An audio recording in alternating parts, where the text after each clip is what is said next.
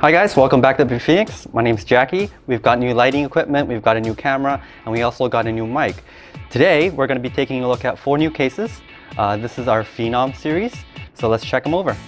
So there are 2 variants of the Phenom. One is a micro ATX case, which if you are a multiple expansion card user, for example networks or sound card or even dual VGA, SLI or Crossfire, you would go for the micro ATX Phenom. They both come in black and white. If you are a water cooling enthusiast or you only have one single graphics card, you have multiple hard drives, or if you just want a lot of better cooling, you would go for the mini ITX series. So let's go over the internals of the micro ATX and the mini ITX. So let's go over the exterior of the Phenom.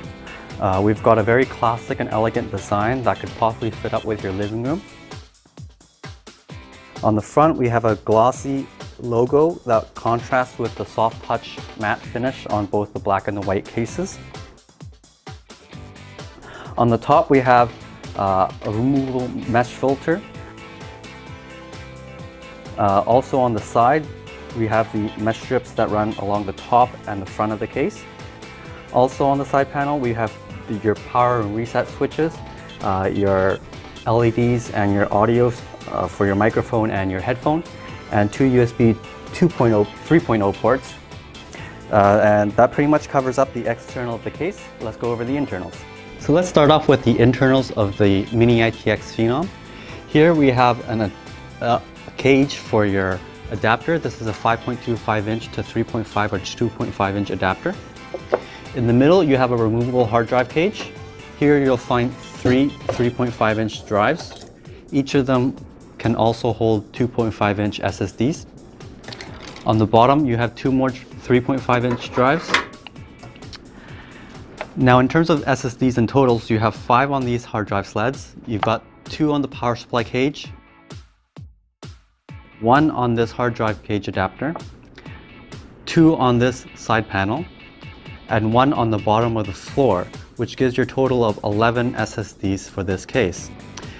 In terms of the motherboard, you have mini ITX and mini DTX, each with 2 PCI slots maximum.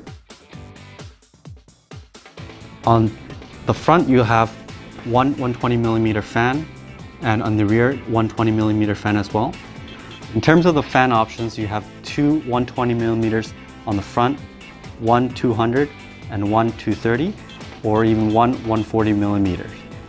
On the top, you have room for thick radiators for 120mm fans, so up to 240mm for radiator size. On the bottom of the case, you have a power supply cage. This supports up to 160mm in length. So let's go back to the micro ATX case. So this is the micro ATX version of the Phenom. There's 5 PCI slots here, so when you're using the 4th PCI on your motherboard, if you're using a dual graphics card there, you can occupy the 5th PCI slot.